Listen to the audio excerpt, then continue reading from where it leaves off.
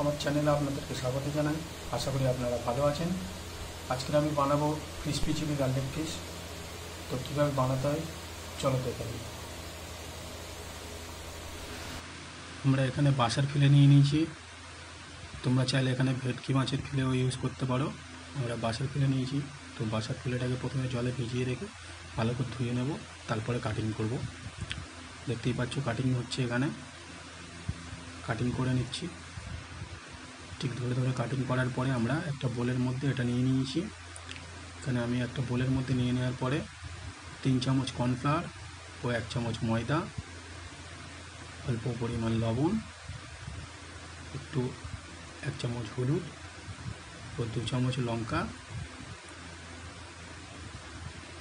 অল্প পরিমাণ আজিনা, ওর মধ্যে একটা ডিম দিয়ে দিলাম। দিয়ে ভালো করে মিশিয়ে নিচ্ছি। মিশিয়ে নেওয়ার পরে এটাকে আমরা 15 মিনিটের জন্য রেখে দিলাম ঢেকে, যাতে নুন হলুদটা মাছের ভেতরে ভালোভাবে ঢুকতে পারে।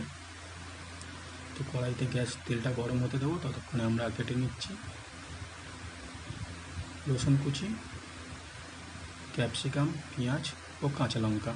তোমরা চাইলে এখানে লাল হলুদ ক্যাপসিকামও ইউজ করতে পারো। তারপর তেলটা গরম হয়ে গেছে, এখানে আমি দিয়ে দিলাম মাছের পিসগুলোকে ভেজে নেবো ভালো করে।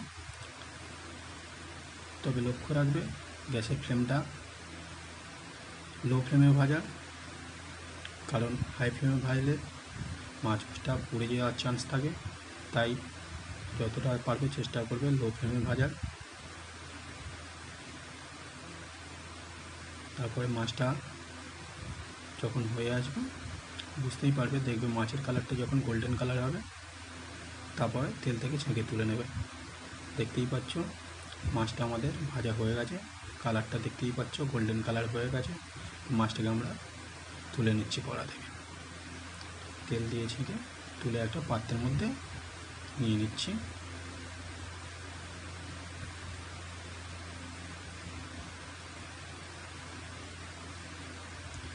এরপরে তেলটা আমরা কমিয়ে নেব কড়া থেকে।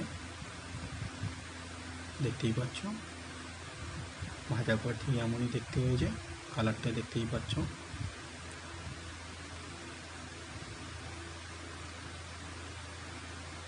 পুরো কড়াই তেল কমিয়ে নিয়েছিলাম, তেল গরম আছে, এর মধ্যে দিয়ে দিলাম রসুন কুচিটা।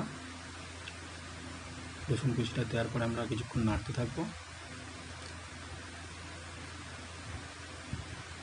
কিছুক্ষণ নাড়ার পরে এর মধ্যে আমরা দিয়ে দেবো ওই যে কুচি রেখেছিলাম পেঁয়াজ, লঙ্কা ও ক্যাপসিকাম, সব একসাথে দিয়ে দিলাম। দিয়ে এটাকে ভালো করে বেশ নাড়তে থাকবো। এটাকে আমরা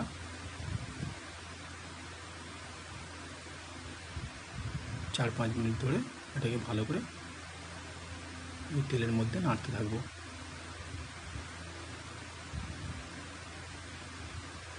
তোমরা চাইলে এখন গ্যাসের ফ্লেমটা মিডিয়াম ফ্লেমে রাখতে পারো।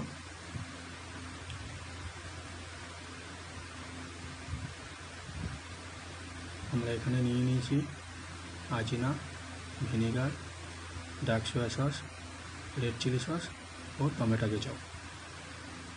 তো আমরা প্রথমে এর মধ্যে দিয়ে দেবো টমেটো কেচাপটা। আমি এখানে ছোটো 15 টাকার টমেটো কেচাপ ইউজ করছি, তো তাই পুরোটা টমেটো কেচাপ দিয়ে দিলাম। তো এরপরে টমেটো কেচাপ পুরোটা দেওয়া হয়ে গেলে এর মধ্যে দেবো আমরা red chilli sauce. Red chilli sauce পরিমাণ মতো দিও, যে যেমনি ঝাল খাবে সেই পরিমাণে রেড চিলি সসটা দিও। তো আমি এখানে রেড চিলি সস অল্পই দিলাম, কারণ বেশি ঝাল খাওয়া যাবে না।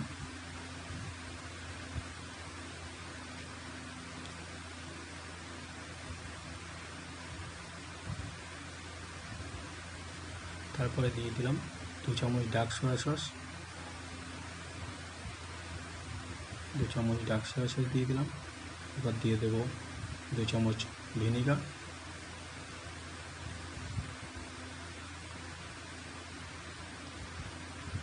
মধ্যে দিয়ে দিলাম 2 চামচ ভিনেগার। দিয়ে এটাকে ভালো করে নাড়তে হবে। ভালো করে নাড়তে হবে, এই সসের সাথে ভালো করে মিশিয়ে নিতে হবে। আমি ভালো করে নেড়ে এর মধ্যে সসের মধ্যে মিশিয়ে নিচ্ছি।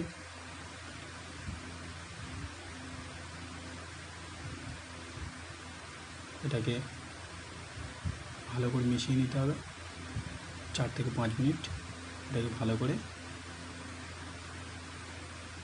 মিশিয়ে নিতে হবে এবং সারাক্ষণ নাড়তে হবে যাতে না নিচে লেগে যায়। তো এর মধ্যে দিয়ে দেবো অল্প পরিমাণ লবণ, দিয়ে নেব। তবে হ্যাঁ, অল্প লবণ দিও, কারণ মাছের মধ্যে লবণ দেওয়া আছে অলরেডি প্রথম থেকে। তো বেশি লবণ পড়ে গেলে তো লবণ হয়ে যাবে।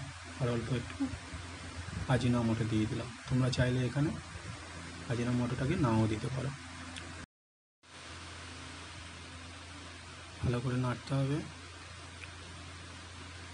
নেড়ে নেওয়ার পরে আমরা দিয়ে দেবো এর মধ্যে ভেজে রাখা মাছগুলো।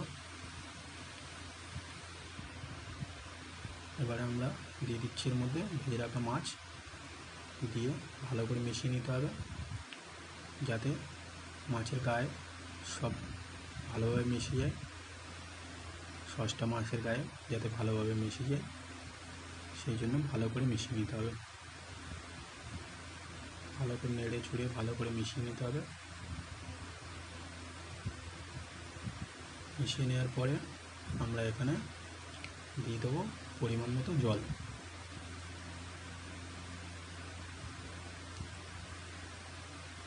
মিশিয়ে নেওয়া হয়ে গেছে, দেখতেই পাচ্ছ ভালোভাবে লেগে গেছে সব মাছের গায়ে। তো এবারে আমরা দিয়ে দিচ্ছি এর মধ্যে পরিমাণ মতো জল দিয়ে দিলাম।